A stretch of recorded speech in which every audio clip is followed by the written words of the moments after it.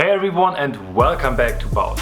This is day 2 of our Learn a Kite Loop in 3 days tutorial. In my last Beholz episode we have been started with 3 easy exercises to lose fear of kite loops. You should have learned there is nothing to be afraid of, and if you feel comfortable with looping your kite, you are ready for day 2.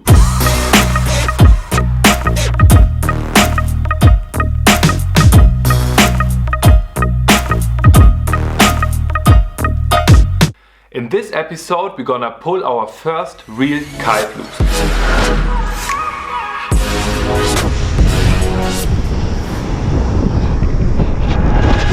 But before you go out on the water and just do something, I want you to understand and feel the whole movement. So let's split the trick into 3 parts. Part 1 is the takeoff. The takeoff is exactly the same than in a classic basic jump. Make sure you are not too fast, and also make sure to tense all muscles in your body to get in a safe body position before you go over to the kite loop. Don't steer the kite up too fast. The whole kite control is one fluently movement, starting slow, increasing the speed until you pull it through. Part 2 is the kite loop. Once you realize you are in a safe body position in the air, go for the kite loop. Be fully committed and pull it through. You will see your body knows that feeling already.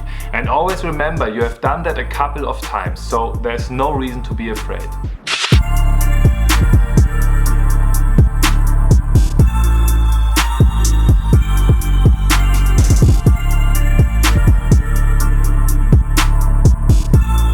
Finding the right moment to loop the kite is the key of that trick.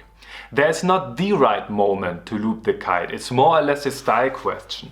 There are riders like Steven Ackersteig, for example.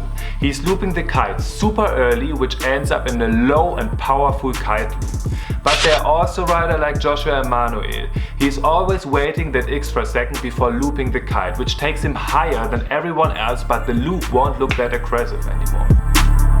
But what's important to know for you, the later you pull the kite loop, the less aggressive the kite loop is gonna be, and the faster the kite comes up to the zenith to catch you again.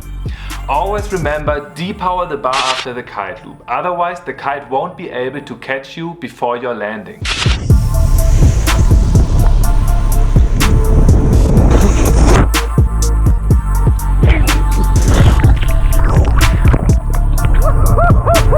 And part 3 is the landing. You will realize you will land with more speed than in a classic basic jump. This is actually nothing bad. A fast landing should be always a soft landing. But you have to make sure to get the kite in front of you after the landing.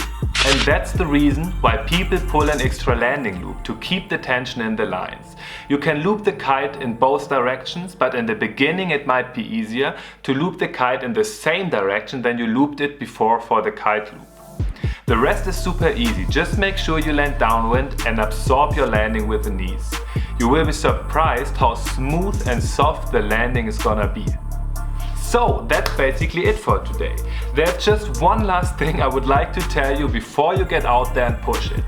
Don't stress yourself. Take your time and try it out step by step.